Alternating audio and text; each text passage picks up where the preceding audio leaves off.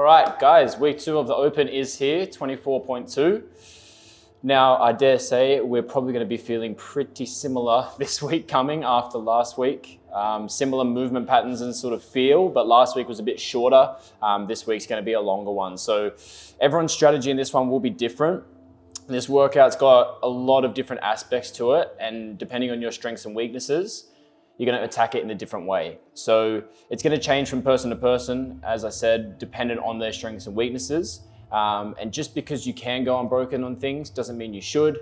You need to make sure you can go out at a pace that you can maintain every round. So for example, if your first round is 2 minutes 30, try and make every round as close to 2 minutes 30 as you can, as opposed to going out at like 2 minutes and then dropping to 3 minutes, 4 minutes per round. Okay. Now, what I'm going to do is similar to last week. We're going to go through each movement and then just a general feel of the workout. The general feel of the workout should be that you are in control of the workout for the first half at least. It shouldn't be after the first round that you've redlined your heart rate spike through the roof. You should settle into a pace after a couple minutes and just maintain that pace. If you pace it right, you should be able to kick with about 3 or 4 minutes to go and really push hard. So what I want you guys to think about, on the row, there's a long time frame and you're going to be working the whole time for this whole 20 minutes. It's a 20-minute AMRAP. So when you're pacing the row, you want to choose your row pace dependent on what you could hold for 20 minutes. So when you're rowing, if you don't think you could hold that pace for 20 minutes, if you were to just row for 20 minutes, it's probably a little bit too fast for you. If you've done a 20-minute time trial or you've done a 5K, that is a really good measurement to pace off. You want to be at your 5K pace or 2 or 3 seconds slower, or at your 20-minute pace 2 or 3 seconds slower. The reason why I say 2 or 3 seconds slower is because if I row in this workout at a 150 pace, for example, and then I row at a 145 pace, that's per 500 meters. Each round, we're only doing 300 meters. So really, it's going to be 2 to 3 seconds slower instead of 5 seconds slower. And for you to row 5 seconds faster is a lot more effort that you could simply make up on being quick on your transitions, okay, which I'll get to further into the video. Now, when you're rowing, obviously try and stay within a range. So if I'm going to be rowing at 150, I want to stay plus or minus 2 seconds. So 148 to 152, that'll average out around 150, okay? When you're rowing, technique-wise, think about driving through your legs. Use your arms just to hold the handle and drive through your legs. Really use your body weight to lean back as opposed to pulling with your arms, because you're going to be getting fatigue through your arms on the double unders and the deadlifts, okay? Moving on to the deadlifts, the row pace that you go at should be a pace that you can also get off and get straight to the bar and get straight to work. As I said, I'm going to talk about transitions at the end, but transitions being smooth is a huge part of this workout, and you can easily lose a lot of time in the transitions, okay?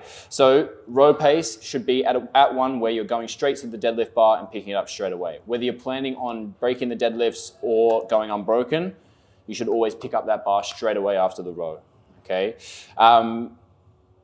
Should you break the deadlifts? Now, this is a question that a lot of people are going to have. It depends on a few factors, including your strength and how heavy it is for you, and whether you feel like you can keep moving under fatigue at that weight. Now, it doesn't necessarily matter what it feels like fresh, or whether you can do it unbroken for 10 reps when you're fresh.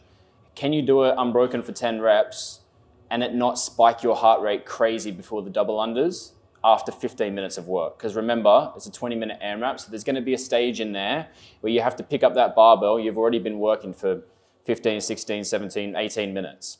Okay, so you need to make sure that you can always pick up that bar and go. Worst case, I would say to break your deadlifts, if you are going to break your deadlifts, with a quick break. And what I mean by a quick break is as soon as you drop the bar, keep your feet planted where they are and then pick it up again and go straight away.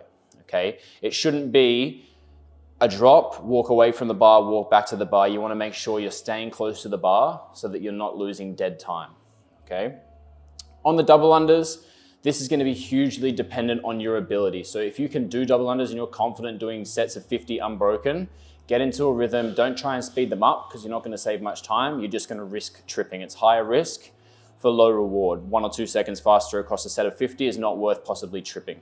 Okay, so just nice and smooth if you can do them. If you can't do them, but you can do a certain set, so say you can't do 50 unbroken, but you can do sets of 20, just stay consistent with like sets of 10, sets of 20, something that you can hold on to rather than risking breaking, okay? Now, if you aren't 100% confident in your double unders, take planned breaks. Planned breaks are better for your confidence as opposed to tripping and thinking, damn, I've got to make sure I don't trip again, and really freaking out and getting all tense. You want to make sure that you can just, if you do trip, take a deep breath, go again, or plan breaks. 30-20, you can go 10-10-10-10-10. You can go 25-25, up to you, but a break and a planned break is going to be faster than tripping and freaking out. Now, on that, the last and probably most important thing in this workout is going to be transitions. Don't waste time in your transitions, okay? So even if you're breaking up the deadlifts, get straight to the bar, do your first rep. If you're going to go 6-4, get to the bar, do your 6, then have a break. Do your 4. As soon as you finish your 4, get to the double unders, pick up the rope and get moving, okay? You don't want to give yourself enough time to think about how fatigued you are. You just want to keep moving and stay in the workout. What I call that is minimizing dead time. So you don't want to have any dead time between movements. You want to minimize that as much as possible. Make sure your setup's efficient, and then you can just keep moving between the movements and don't waste any dead time.